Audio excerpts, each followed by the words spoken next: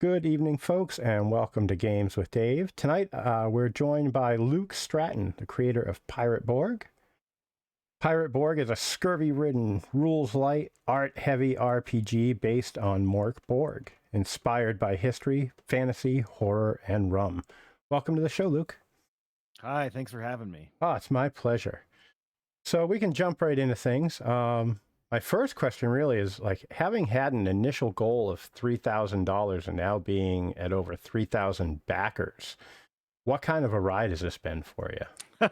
Oh man, it's been pretty wild. I mean, to be honest, I knew I was gonna I knew I would make the book if we had 3,000, but I needed more than that to cover the costs. So I was like, what's the I read this really cool blog article that was like, don't set your goal for how much you need to cover your costs. Set it for how much is your walk away point. By the end of the campaign, I don't have $2,000 to print this book. I'm just not going to print it. So so really I needed to get a little bit more than that to really consider it successful in my mind.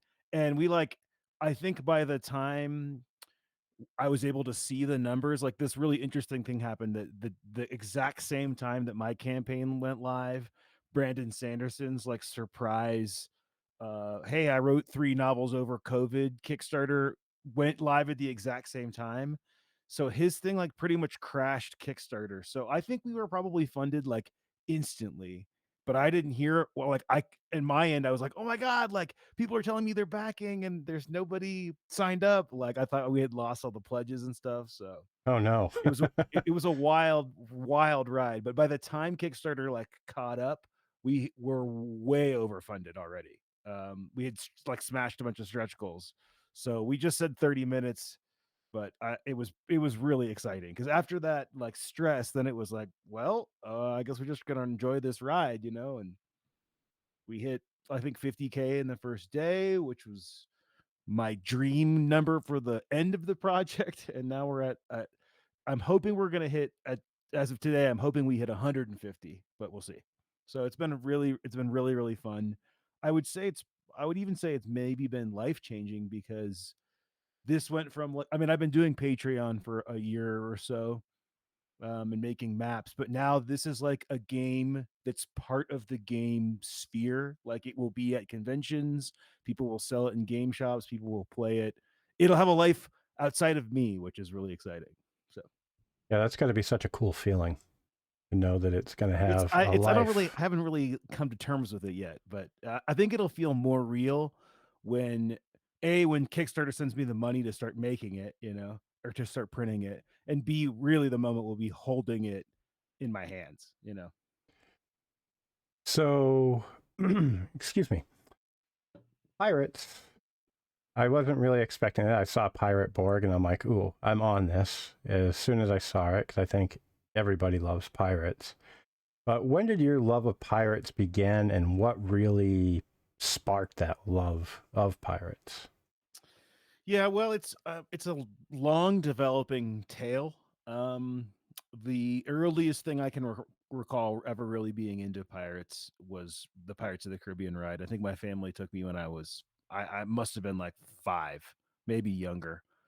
And I just remember the smell. It's got this kind of almost gunpowder, chlorine smell. You go down the little hill, and it wasn't like a pirate birthday party. It was kind of scary. There was there's skeletons everywhere, and there's these misty caves, and it's just I love that ambiance.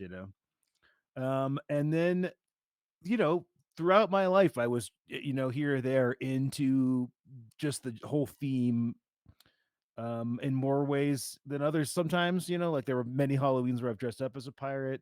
I've never gone to a Renaissance festival as a pirate, so I'm not that far into it. But the gaming side, the first real thing that got me was Sid Meier's Pirates. I've played pretty much every version of that game, and the first one I played at a friend's house was the black and white.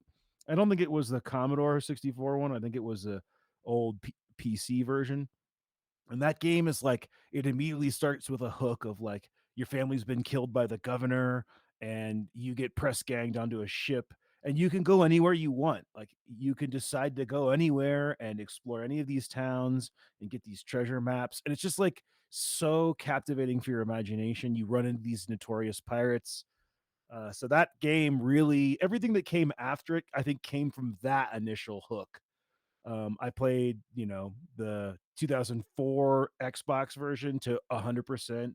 Played Assassin's Creed Black Flag to 100, literally 100% completion. Wow. Secret of Monkey Island was like a big influence for me, and it's just come in and out my whole life, And then from a gaming, like a tabletop perspective, this game that WizKids made called Pirates of the Spanish Main is this little punch out game that was everywhere when it came out. I mean, we used to go buy it at CVS. And I bought a ton of that game and ended up like winning worlds at Gen Con, and I love the theme of that game. And I think it just kept going from there. The latest time that I got back into pirates was a couple years ago. I was down in South America for work, and when I was off, I would just go explore. And I think it was in Chile, and there was this really cool like mountain that had this like Spanish fort built around it. Um, and I just kind of started playing D&D at the time. I mean, this is like a couple years ago, recently. Yeah. And I was like, man, it'd be so cool to play a pirates D&D campaign. Like when I get home, I'm gonna run that. And I did. I went home and I like photoshopped all these maps together. And I guess since that trip, it's just been, super homebrew campaign into, when COVID hit, I started making maps into, I started making my own hack of Mork Borg, and then now here we are. And hopefully you guys are all going to play it. So I go can't us. wait. I cannot wait to get a crew together, so to speak. Yeah, I mean, that's the thing about this game. I feel like regular role playing games are awesome. Don't get me wrong. The idea, especially if you go the Lord of the Rings trope where you've got the magic user and the thief and you're exploring a dungeon and you're all that stuff. Like, I love that trope, but this one is like it has a level of camaraderie, at, like especially around the table where people are, drinking rum, and like your character's not going to live 30 sessions. Like if it does, send me a message. I'll send you a prize. Like you'll be lucky if you like there'll be sessions where you probably have 2 or 3 characters in that session, but the ones that last will be very memorable. And then like the memories that you'll make while drinking real rum and like drinking rum in game and like swinging from the ship rigging. I mean, dude, it's just such a fun way to game, in my opinion. I would have to agree. So, what was it that made you choose Mork Borg as a framework versus like OSE or one of the other OSR, I guess you'd say engines for lack of a better term? Well, I think in order to, I've talked about this a bunch, but like to kind of give it a different spin, I think the biggest thing about it is I didn't intend for this to be like the system for which I will now put all my energy in. It started like when I started this project, I think I probably did my first things for Pirate Borg 10 months ago, somewhere in there. It was gonna be like a 12-page zine where I was gonna do like very Johann style, like simple art. Like I was really inspired by how like Johann can capture like a vibe with I don't want to say simple because that's not the right word, but like the amount of stuff that's on the page, it like conveys more theme with way less detail that really just got me inspired. I'm so used to seeing these fifth edition books with like these every spread is like they've commissioned some painter to paint this big long like detailed photorealistic painting, and Johann's was just like, oh no, here's a black outline with a bunch of spatter, and like it's just a silhouette, and it's like way creepier, it's and way more evocative to your imagination if you show it to somebody. So this project started as like, oh, I'm gonna hack Morkborg so we can play Morkborg games um in the pirate setting. So I can just, because it's so much fun. It's so rules light. I think in hindsight, there are a few things about Morkborg that I wouldn't have wanted in my big, flagship, I guess, book or product, if you will. Like I really like AC, and there's no AC in Morkborg. It's and I like rolling as a DM, and action combat is not that way. But I think that all those things aside, the those mechanics actually do serve the setting better than, say, for example, BX or OSR, or OSE, or things like that. Um, so I think it's just it's like a really good marriage of theme and rules working together that would work in the pirate setting, if that makes sense. Gotcha. Yeah, it seems more story driven than. Yeah, it is. I mean, and I'd say that BX feels more story driven than if you're playing 5e. Oh, Um, yeah, I would agree. I mean, just because like I'm really really into lately, like the answers not this is they always say this, the answer's not on your character sheet. Like I've been in so many 5e games where even as a DM, like I'm just constantly calling for skill checks that are on the character sheet. I'd be like, okay, you want to do that? Make a animal handling check, or make your 18th million perception check. Well, when you remove animal handling or perception even from the sheet, all of a sudden you're no longer calling for that. And when a player says, I want to try to fix this thing, I don't say roll something. I say, how do you do it? And if they give me a cool story for how they did it, or rely on um, you know, narration or feeding off other characters, or come up with a creative idea, then they do it. And it's like we're telling a group story instead of like playing a computer role playing game, which those can get really crunchy, and optimization is a huge part of those. And I don't like optimization in tabletop role playing games. I think they take away from the table having fun. Yeah. Yeah, I agree. OP is not really my thing. Yeah. Yeah, I mean, I remember when I first started getting into 5e. I mean, I'm not a forever DM, but I prefer to DM. I've really embraced that when you're prepping your campaign, you are playing D&D, rather than it just being when there are people there. So I really get into that process. But really quickly, like the first campaign I ever played in a couple years ago, like there were a couple meta gamers, guys who rules lawyers who knew the 5e handbook better than the DM, and they were constantly arguing with him about how things should happen, and they were like min maxing and building these characters to abuse the rule system. And I'm sitting there like, guys, I spent 3 hours like photoshopping my character, and I have a page of backstory, and I didn't even finish picking my spells. Like, can we get back to like, what are we doing? Why are we talking about the mechanics of this? So I was really happy to find the OSR, uh and kind of embrace that style of play. Yeah. Yeah, I've definitely been leaning into OSR a lot more myself over the last like year, I would Sure. say. Yeah, and for me, clearly I started playing a couple years ago. My first D&D character I ever made was 5th edition. Like, it's not a nostalgia thing for me. Like, I'm not trying to recreate what it used to be like in the 80s. I just think that a lot of those tenets that have stemmed from that fit my play style more. Now, I want to be clear. I still love 5th edition. I still love that kind of play, especially as a player. I really like to like get in and figure out, all those little crunchy details about my character. But as a GM, it's just not my bag, man. No, I can definitely understand that. So there are 8 classes in Pirate Borg, or there are going to be. There are. Which has been your favorite, your personal favorite to have developed? Oh, wow. Well, the first 6, I kinda wrote them all on the plane. I was doing a lot of traveling for work, and every time I would just be like, "Okay, well, let's think about what are the core classes in Mork Borg, and how would those classes be adapted to a pirate setting, and what's missing from, the core Mork Borg classes that should be in a pirate setting?" Um so they kind of just came together like pretty quickly. I mean, the core 6 are really analogous to the classic D&D classes. You've got a fighter, a barbarian, a cleric, a magic user, a thief, and what am I missing? Well, basically they're all in there, Yep. but then adapted to and a ranger. But like a ranger's a great example.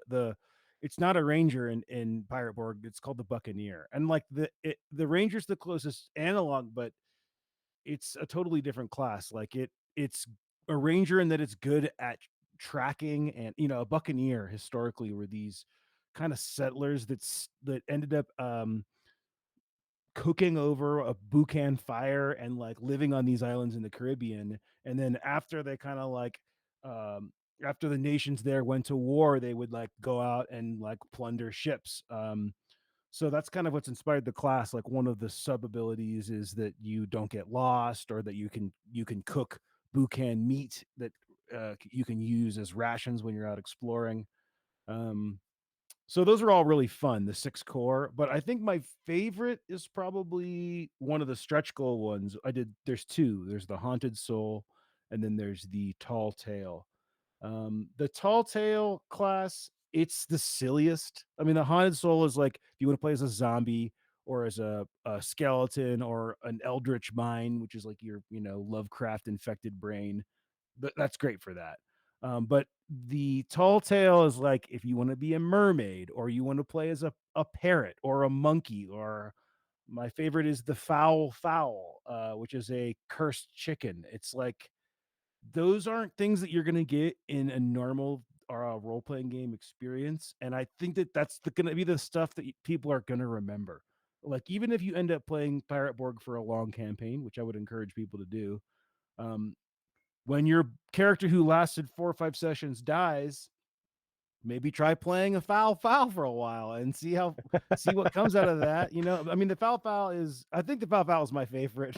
First off, the name is just fun to say, and it's basically it used to be a voodoo chicken. I've kind of removed voodoo from the book, but it's basically it comes with 2 spells, and when it dies, these ghost chickens swarm out of the ether and just basically kill whatever killed it. So the foul is not only fun and like thematic, but it's got that like nod to Zelda, that if you kill this chicken, like you can use it as like a boss grenade. So I think that's my answer. It's foul. All right. So speaking of long campaigns, one of the things I have heard you talk about is your desire to get a Westmarches style game going. Excuse me. What can you elaborate on what your plans are for that after? Yeah, I don't really have a timeline. Just for people who don't know what West Marches is, it's a style of campaign play. I was actually describing it today on my Discord server. The easiest way to explain it is a MMTT RPG instead of a MMORPG. It's like a massive multiplayer or tabletop role playing game where you have multiple DMs and a bunch of players. I mean, given the size of the campaign, I'm thinking that we're probably going to have 100 players in there and 10 DMs or maybe 20 DM. I don't know. It depends on how people are excited about it. But basically, we're going to have like the GMs and I will come up with an overarching timeline, and we're going to use legendkeeper.com to track the world building, and it's going to be set in the Dark Caribbean, which is the default setting for Pirate Borg. And basically, the idea is the players organize themselves into groups and find DMs, and it's just like Sea of Thieves. You find people to go sail with, and you go sail. And um, I mean, as I'm saying this, I'm thinking it'd be pretty cool to have rewards like there are in Sea of Thieves, where like you don't get anything really in game. Maybe you get some magic items or something, but it'd be cool to get like cool swag for your characters to wear and that kind of thing. So the idea is that players can come and go as they are available, but the world keeps moving whether people are playing in it or not. And then hopefully the GMs and I can come up with some big, world changing events that happen, probably based off there's a page in Pirate Borg called The General History of the Dark Caribbean. Kind of use that as the structure, excuse me, for the campaign. But that's the general idea. And I don't really know the timeline for it. I'm hoping to send beta PDFs out in the second half of April. There's still a bit left to do in the book, but I want people to start playing it. There's enough in there to start playing now. So I mean, maybe over the summer. we aren't going to have physical copies till the fall, but I feel like this is going to be an online thing anyway, and it'll probably mostly be backers, which means it'll be probably mostly GMs playing in this thing.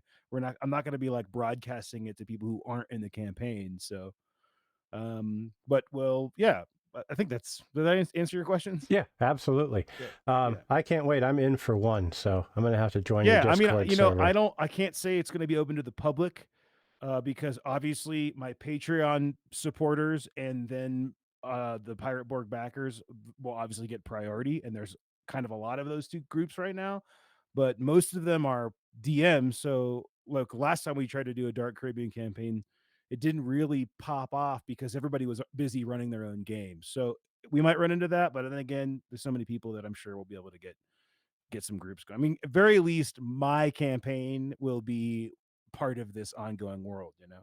Nice. Um, I really like the idea though that like even people who aren't playing like on Foundry or are on the online, like you can get a group together, go play at your local game shop, say, hey, we went to this island off the coast of Guatemala and they found a lich in this cave, and then they come back and like log that into the legend keeper, and then like anybody can be like, I mean, I think one of the ideas will be like every session will need to report with a a paragraph or so of GM what happened, or maybe that's done by a player. I don't know, but I think I want every game to report back one piece of news that gets passed around from their session.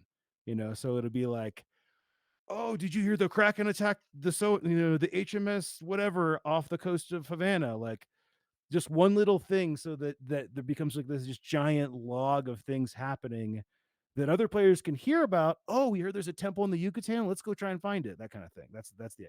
So Nice. That sounds like so much fun. awesome.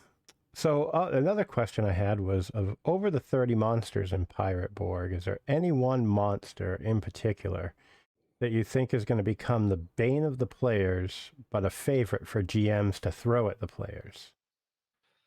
Oh man, I mean, without thinking about it, the Kraken is going to be a problem, but it's like so obvious and cliched at this point that I don't think it'll be that exciting for GMs. Right now he's the thing with the most hit points in there. I think I just finished, or I'm just about to finish listening to The Fisherman, this incredible audiobook that was recommended to me by the Pirate Borg, excuse me, by the Mork Borg Facebook group, and it's got the Leviathan in it, and I'm like, well, maybe that should be the big one. Like he's like a kaiju world-ending level monster, so that one might be good. But I don't think that that's gonna really mess with the players in a fun way for the DM.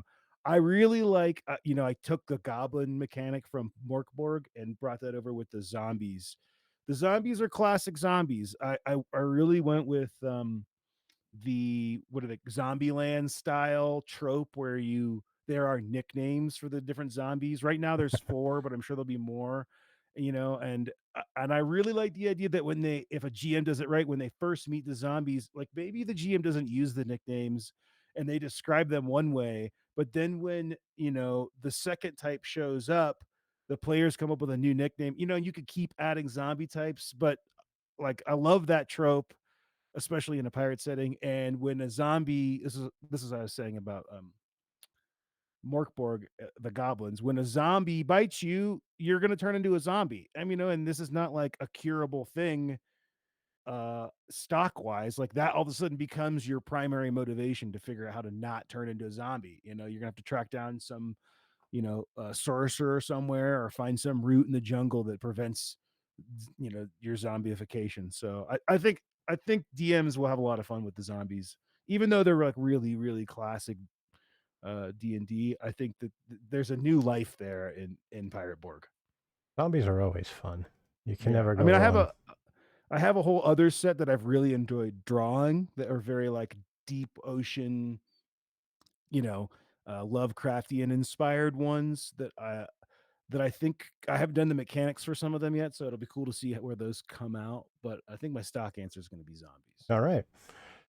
Um, kind of playing off that question, what do you think players are going to love the most about Pirate Borg, and what do you think GMs are going to love the most about Pirate Borg? Well, for me, I think the players are gonna love that it's the Sea of Thieves role playing game in OSR, a dark grim OSR. Like that's the pitch. Sea of Thieves, dark grim OSR. Like if you understand those three containers, you'll understand what this game is. So it's basically get a ship.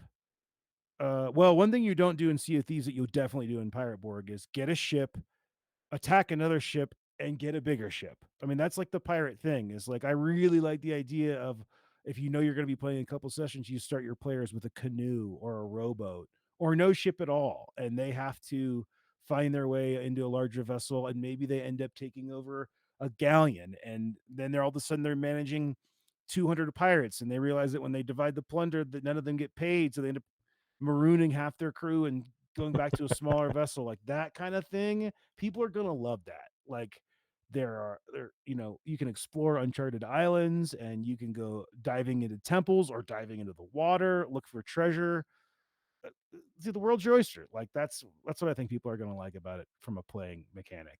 Um, I think from the GM side, the thing that I really like about playing Pirate Borg, and even compared to Mork Borg, I mean, like Mork Borg has a lot of random stuff built into the book. You know, there's like a little random generator at the back for a dungeon.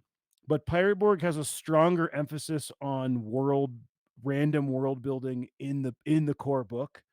So there is a random pirate generator. There's a random island generator. There's a derelict ship generator, which is kind of like the dungeon generator, and that there's these ships and they're haunted or they're floating on at sea or they're loaded with treasure, but nobody's home. Like there's a quest generator. There's a rumor. Like there's just so many of these pages that I think any GM could pick up the book and flip it open and roll dice behind the screen or ask the players to roll dice and make a one shot or an ongoing campaign like with literally no prep. And I think that the setting is so well understand from our like pop culture idea of what pirates is and are, that you don't have to come up with a big crazy intricate political arc. You could just let that unfold. Oh, your pirates are in Nassau and there's a rumor that there's a governor's ball in Havana. Well, the Spanish don't like pirates. Well, now you got to sneak into Havana and you got to get costumes to go to this costume ball. Oh, and it turns out that the guy that is in one of the characters' backstories is at the ball, but also the attractive governor's daughter is going to be there. I mean, like that's just coming up with stuff off the top of my head, and that could be 3 sessions of gaming right there. So I really like that idea that it can maybe help GMs get fun back into their games and have it be less. I get really irked when I'm running a module and I don't know the module well enough to know how I should run a certain NPC. Well, with the OSR, if everybody dies or the big boss dies early, it's not really supposed to matter. Like that's just how your world unfolded. So that's what I like about it. Yeah, I like this a lot. The sound of the lack of prep is Yeah, I mean, of course you can prep, but I have a buddy who has never played any OSR games. He's never played Mork Borg. He's a big Dark Souls guy, but he's a huge 5e guy and a huge role player. Like he likes to role play in his campaigns. Hi Pat, if you're listening, and he is gonna run some Pirate Borg. He wanted to play, and I was like, why don't you run some? Because I'm always running it. And he was like, oh, cool. Okay, so why don't we get together on this date, and I'll have session 0, and we can like all talk about our backstories and how it goes into the plot. And I was like, whoa, whoa, whoa, whoa, dude, you can do that, but I bet you half the characters we make on that first day die. So there's no real point in planning a big 3 session arc with characters when you know that they're all going to change. And I think that he's in for a really like a happy surprise when we actually run this game, um, because it's what's all that what's that John Mayer song, like, "Take all your big plans and break them." Like, Yeah. that's kinda I could just see, like, some, pirate bard singing that while the GM is, like, weeping because he TPK'd or the boss has been killed too quick, so Yeah,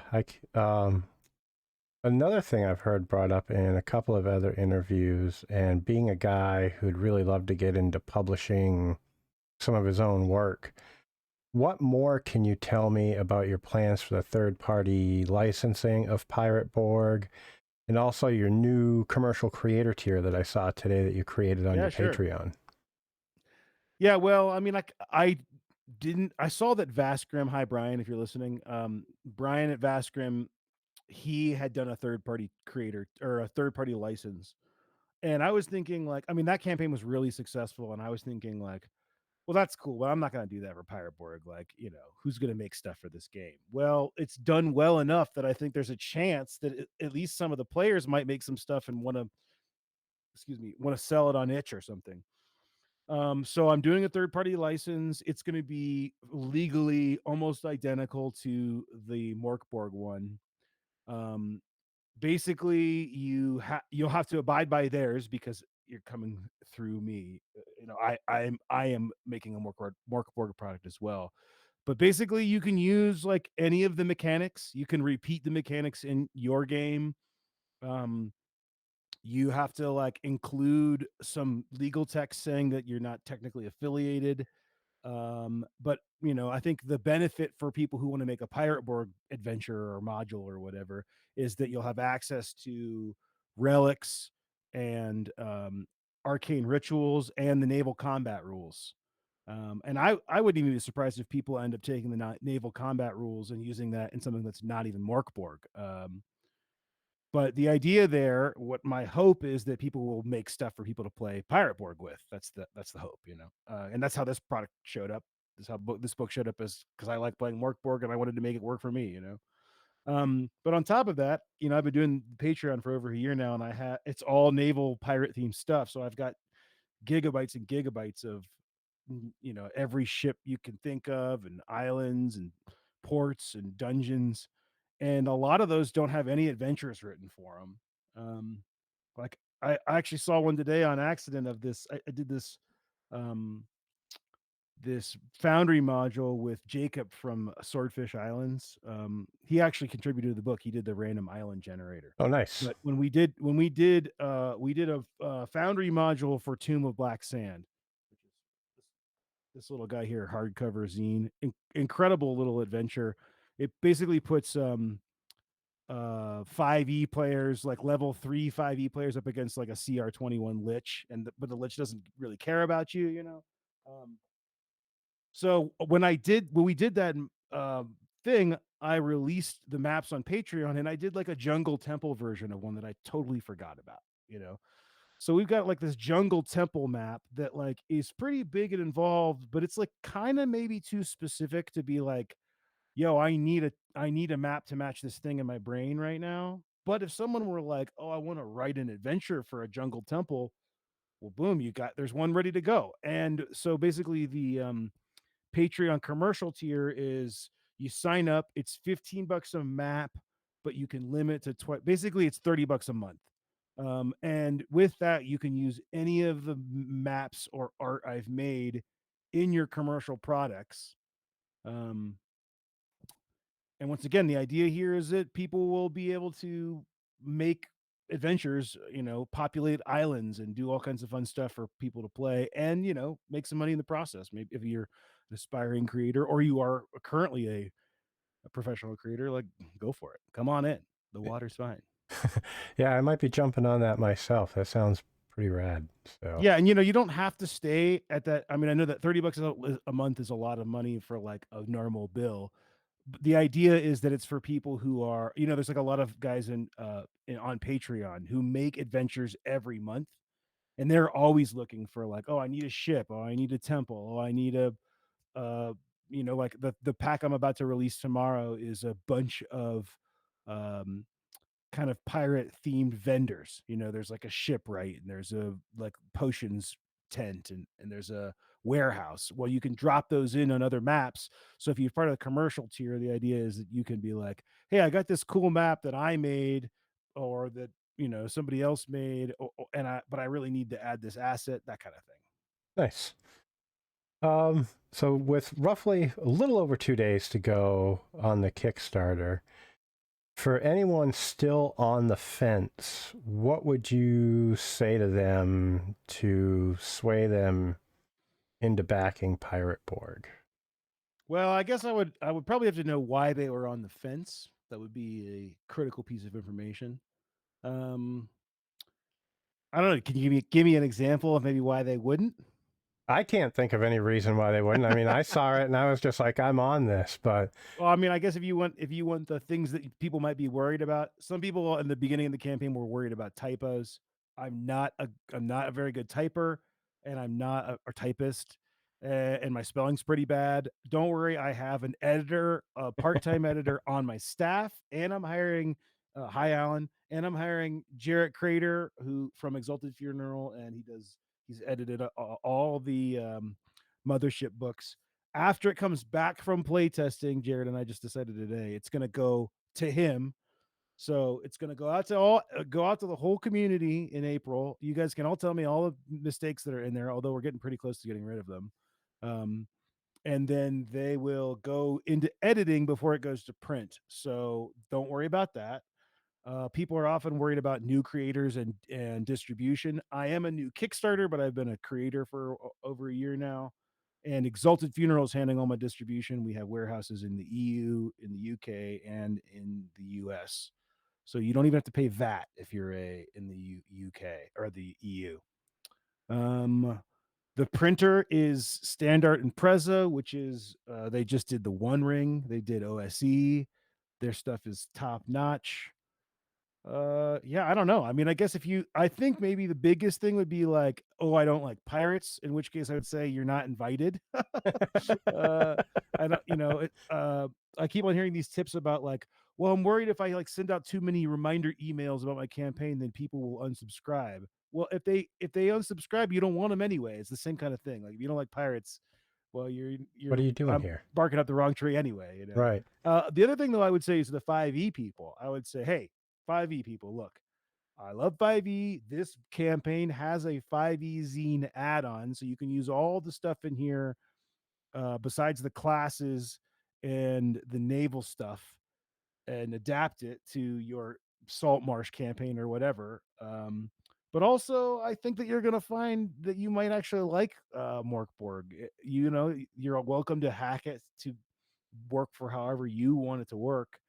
If you don't like that it's player facing, when I say player facing, when like monsters don't roll to attack, PCs roll to defend. So basically during combat, the GM can be like, okay, he's coming at you with a D8 sword attack, and a player can roll the D20 to use their agility to dodge and roll the D8 to see how much damage. Like it can free up you as a GM. I know it sounds scary, but it's like once you get rid of the net, you're flying. That's kind of the vibe. So I would say come try it. I mean the PDF's $15, hardcover's $30. I mean, I'm not trying to be a sales guy, but I would say I'm more of like concerned for your future of role playing because there's so many 5e players because of like Critical Role and just the state of things that Mork Borg, the OSR, you still have ability scores, you still roll D20 to succeed. You will understand it instinctively, but I promise you will have more fun. Uh, that's not a money back guarantee because I don't know who's listening, but it's pretty much a money back guarantee. So one of the things you mentioned earlier was you hope to release the physical books by September, and I think you said in the update that went out, I think it was today, that you'd Mhm. like to release it on International Talk Like a Pirate Day. Yes. And I realized sorry, go ahead. do you have any other special plans for International Talk Like a Pirate Day? I mean, at this moment, no, and I don't really, I the timeline is a possibility. I honestly don't think we're gonna hit it. I think that they'll probably be in containers on the way here. Maybe EU backers will have it by Talk Like a Pirate Day. I don't know. I'm hoping that's the case. And regardless, we're gonna call that like the official release day. I mean, like, I'm gonna call that the publication day because what better way to celebrate Talk Like a Pirate Day than playing Pirate Borg? Every year, I mean, I used to play in this band. You can we're on Spotify called Mondo Gecko, which is named after the Ninja Turtles character. It's this fun jam band I was in outside after college. And every year on Talk Like a Pirate Day, we would go do a Talk Like a Pirate show where we would play like, you know, whatever, Come Sail Away or like Yo Ho Ho, like whatever we could. We'd all dress up like pirates.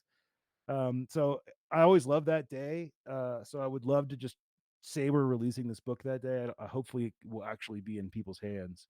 But it's not really on my radar right now because there's so much going on, but I'm sure we're going to do some in-game events. If any retailers at the retailer tier are listening, like let's do an event on Talk Like a Pirate Day. Shoot me an email. Now, I understand that that'll be harder for brick and mortar retailers, but maybe you could do a pre-order or something. People can come in and play. You can hand out PDFs. I don't know. We'll figure something out. So the last question I actually have is kind of a silly one. Have you done any sea shanties for Pirate Borg? I haven't done them yet. There is a sea shanties page in the book, though. Oh, Or nice. there will be, I should say. And I had this really, I don't know if I came up with this idea or somebody, I think someone was saying, like, will there be shanties? And I was like, well, should there be? And then I had this idea that basically sea shanties are going to work like once per day or once per watch spells that your crew can cast. I mean, they're not going to be spells, but mechanically it'll work that way. So you'll be able to choose a shanty of the ones that you know, and you'll go faster, or your cannon rolls will be better, or you'll be able to repair better, or you'll be more likely to find, you can roll with advantage on hidden island or uncharted island checks or whatever, that kind of thing. So I still haven't figured out the mechanics. That is definitely going in the book. Excuse me, is definitely going in the book.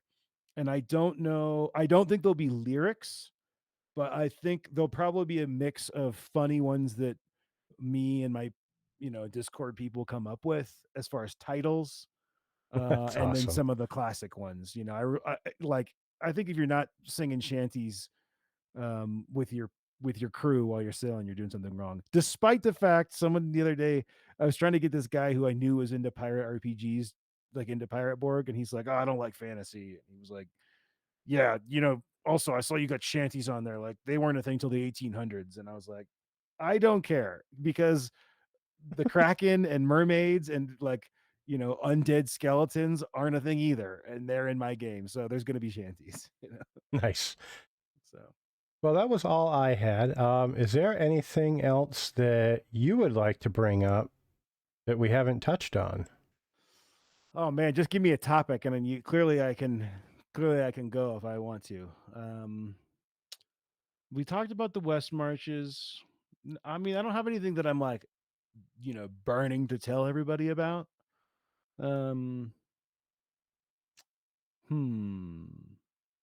No, I don't think so. I mean, I guess I'm sure I could talk about anything that if you have any more questions, but I'll I don't probably have have any. 100 more pop into my head as soon as I hit the turn off the recording and Yeah, we're just sure. shooting the breeze, but it'll be too late by then. Well,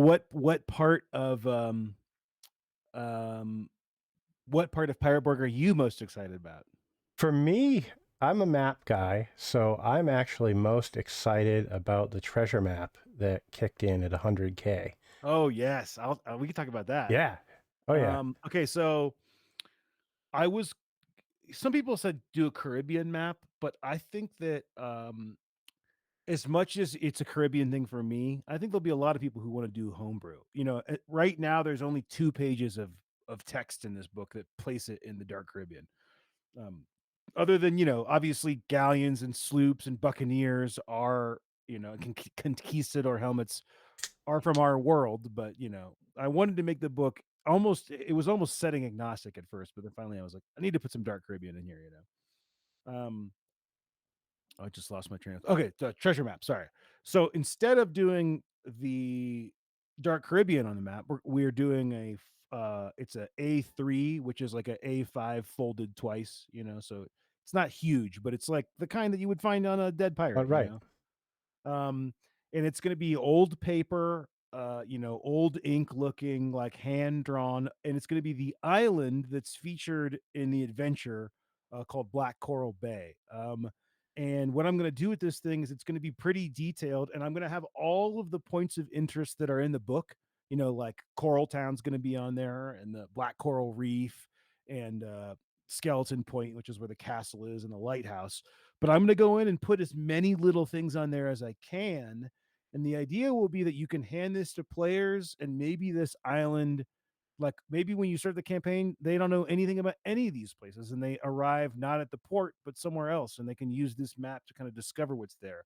Or if you don't want to run the adventure at all, you can use this thing as a random treasure map to for some other campaign. I would love it if people marked up the map and added their own things to it. Although I know that seems like sacrilege to some RPG owners. Um, but I am very excited for it too. And because we hit that stretch goal, it also means that it's clearly the coolest stretch goal of all of them. It means that it's going to be shrink wrapped in with the book, which means since we're doing that, I can shrink wrap a card on the back for retail that has the UPC code and like information for someone who might want to buy it because it's going to be wrapped and they won't be able to open it.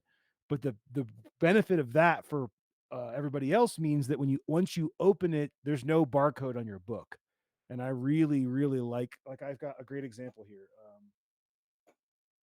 So this is a Sea of Thieves little storybook that I have, and it came with a cardboard wrap around the back, so there's no barcode. And it Oh, looks I like an gotcha. in-world book, um, and I love that. Was Um, it, what was the other game that did something similar to that? Was it Hot Springs Island that had you're talking about the in-game handouts? this field Yes. guide to yes. Um, I hadn't considered doing something like this, but now that I'm holding it, we're talking about that. That would be really cool to do, like an actual in-world book. Um, that kind of, the Dark Caribbean could kind of be like that. The Dark Caribbean is my next big project. I'm not sure when we're going to officially start on it, but basically it's going to be a setting book for Pirate Borg and 5e. I don't know if we're going to do two books or we're going to do a book with two different add-ons. I don't know the details yet, but basically it's going to be this grim dark version of the Caribbean where it'll have maps for every island and key locations and NPCs and factions and treasure. It'll be like the dark of Hot Springs Island, but for the Caribbean. That's kind of that. And if you're familiar with Neverland 5e Yep. and Worlds Without Number, those are maybe the three. Smash those together, put them in the Caribbean. That's the idea for that book. Nice. I'm already in. Yeah, I mean, I honestly that was the book. Like I thought, if you look at the early promo for this campaign, I thought that book was going to be the now, and I thought this Pirate Borg thing was going to be his quick zine. It just like as I got into doing Pirate Borg, I left the yellow spatter look and switched to more of a like old paper. Like I wanted it to match my maps more, and I started drawing the monsters in this like kind of darkest dungeon style, comic book style. It just felt better for my particular tastes and talents to do it that way than to just make it look exactly like Mork Borg. Nice. And that ended up making the project grow from a zine to it's now, I think it's going to be like 125 pages by the time I'm done. So, That's crazy. And to think that it started out as a zine idea. oh yeah, I mean, I thought literally I was talking to my buddy Ben Lindy. Hi Ben, if you're listening, and, we were just talking about something, and I don't know if he was like Pirate Borg or I was like Pirate Borg, but I was like, dude, I could do that in like 2 weeks, because I work pretty fast. And Johan's style, like instead of spending like, I mean, I do these big maps that are like 3-4 feet long, where I draw every single prop. Like I'm like I could go in and do like abstract pirate silhouette and quickly. But I think part of what happened too is that like I'm not Johan, so like I would do these like silhouettes, and they would not look good. Like they just looked like too cartoony. They didn't look scary. I don't know. So I bailed on it and ended up doing my own thing. So that ballooned the size of the project. Um, so now Dark Caribbean is like that's like the flagship, really real thing I've been working up to for a long time, and that's going to be a big book. It's going to be I'm going to guess two. Depends if I do A5 or larger, but it's going to be at least 200 pages. It's going to have so many maps, um, and we'll probably do like an add-on for printed battle maps too, because there'll be so many of them by that point. Yeah, Nice. yeah. So One last thing, because you kind of touched on it here. If in the next 2 days you can hit the final stretch goal, maybe to inspire those people that I said could be sitting on the fence, what can you tell folks about the Black Coral Reef underwater location?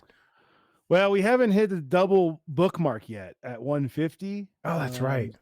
So that's the one I would like to get. And I just found out yesterday that my printer can do printed bookmarks. I thought they were just going to be like regular, and now that I'm going to print them with like I don't know, cool pirate hieroglyphics or something. So I really would say that if you are a backer and listening and you want more people, you want to get that second thing in there, then hit smash that share button, as they say. Um, because it is really one of those things where it's like the cost goes up, so it's like they kind of. I mean, we could. I don't know. Well, I might do it anyway, but hopefully we just get to the stretch goal, so I don't have to think about it. That's right. Um, I was thinking for some reason you had already hit the double bookmark, but that is at no, 150. that's at 150. I think we're at like 136 right now or something like that. But if that's at 175, which would be a really crazy last 2 days, it's not out of the realm of possibility. Who knows? Um, it's gonna be basically there is a coral reef in Black Coral Bay, and it doesn't have a page, or if it I can't remember if it has a page or not, but if it does, it's just a like a like a single A5 description of things you might find in a coral reef. But if we hit the stretch goal, it'll get exploded out to 2 or 4 pages, and then I'll do a battle map for it that will get included in the digital asset pack that everybody gets. Nice. Um, yeah, so that'll be cool. I don't really know what's going to be there yet, and it doesn't have a role currently in the primary motivations. I was going to say the plot arc, but it's really a sandboxy adventure. Um, so it doesn't really have a role there now. I do think that one of the things that in my mind is the reason it's called Black Coral Bay is that the coral's not actually black, but that it's either like infested with some kind of necrotic mold or is covered with like thousands of like little black crabs or shrimp. So it appears to be black, but really there's like something else going on down there. I don't know. We'll find out together when we hit that stretch goal. That's right. Yes. So I can't help it sometimes. Well, that was everything I had. I'd like to thank you for joining me tonight. I hope you had a good time. Dave, thanks for having me, man. My And pleasure. I'm excited to be your first guest back after your break. Yeah, thank you so much. There will be a link to the Kickstarter in the description after I get this posted.